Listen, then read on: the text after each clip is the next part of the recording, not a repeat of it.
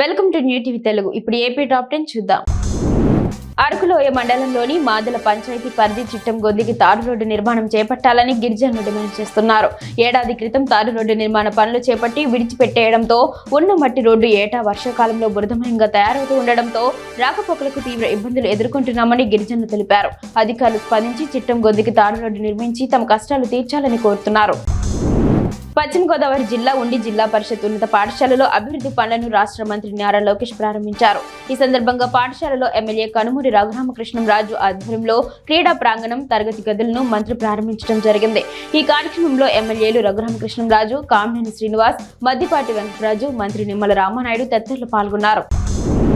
అనకాపల్లి జిల్లా పూడిమడకలో green hydrogen hub project ఏర్పాటు ప్రభుత్వ రంగ సంస్థ ద్వారా జరుగుతుందని సిపిఎం స్వాగతించింది. ఎన్టీపీసీ గ్రీన్ ఎనర్జీ ప్రాంతాన్ని సిపిఎం బృందం పర్యటించింది. 75% శాశ్వత ఉద్యోగాల నిర్వాసితులకు కల్పించాలని వారు కోరారు. ఈ కార్యక్రమంలో సిపిఎం నాయకులు ఆర్ రాము, చాపల తాతయ్య, కె సోమినాయుడు తదితరులు పాల్గొన్నారు. పొంగునూరు మండల పరిధిలో నల్లగుంట్లపల్లి తండాలో భూ వివాదంలో స్టేషన్ కు వచ్చిన మురళీనాయక్ ను ఏఎస్ఐ మహేంద్ర కులం పేరుతో దూషించారని సోషల్ మీడియాలో దుమారం రేగింది.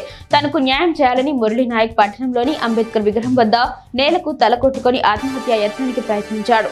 ఘటనా స్థలానికి చేరుకున్న సిఐ శ్రీనివాసులు విచారించి న్యాయం చేస్తానని తెలిపాడు. క్రీడాకారులకు తన వంతు సహకారం అందిస్తానని, యువత క్రీడల వైపు ఆసక్తి చూపాలని కావలి ఎమ్మెల్యే కృష్ణారెడ్డి తెలిపారు. కావలి పట్టణంలోని మినీ స్టేడియంలో కావలి స్పోర్ట్స్ డెవలప్మెంట్ వారి ఆధ్వర్యంలో నిర్వహించిన క్రికెట్ టోర్నమెంట్ ను ఆయన ప్రారంభించారు. ఎమ్మెల్యే సరదాగా కాసేపు క్రికెట్ ఆడి క్రీడాకారులను ఉత్తేజపరిచారు.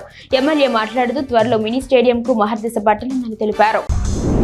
పొంగునూరు నియోజకవర్గం మీదుగా కర్ణాటక రాష్ట్రానికి చెందిన భక్తులు కాలినడకన వందల సంఖ్యలో తిరుమలకు నడిచి వెళుతున్నారు. ఈ సందర్భంగా వారు చౌడేపల్లి, సోమల, సదు మండలాల మీదుగా తమ పాదయాత్రను కొనసాగిస్తున్నారు.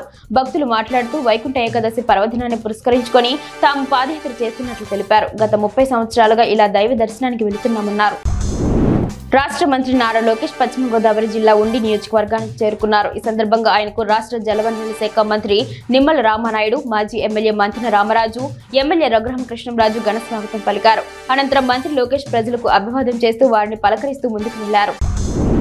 ఈ నెల 8వ తేదీన ప్రధాని నరేంద్ర మోడీ విశాఖలో పర్యటించనున్న నేపథ్యంలో విశాఖ స్టీల్ ప్లాంట్ పై స్పష్టమైన ప్రకటన చేయాలని డిమాండ్ చేస్తూ స్టీల్ ప్లాంట్ కార్మికులు, ఉద్యోగులు భారీ ర్యాలీ నిర్వహించారు. గాజువాక నుంచి కలెక్టరేట్ వరకు ఈ ర్యాలీ సాగనుందని, ఈ సందర్భంగా ఉక్కు ఉద్యమ నేతలు మాట్లాడుతూ విశాఖ స్టీల్ ప్లాంట్ ను సెయిల్లో విలీనం చేయాలని డిమాండ్ చేశారు.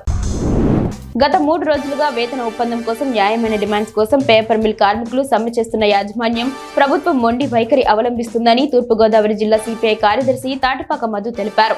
కార్మికులు చేస్తున్న సమ్మెకు సిపిఐ, ఏఐటియుసి జిల్లా కమిటీలు సంపూర్ణ మద్దతు తెలుపుతున్నామన్నారు. భవిష్యత్తులో వారు చేసే పోరాటానికి సిపిఐ, ఏఐటియుసి వివిధ ప్రజా సంఘాలు అండగా ఉంటాయన్నారు.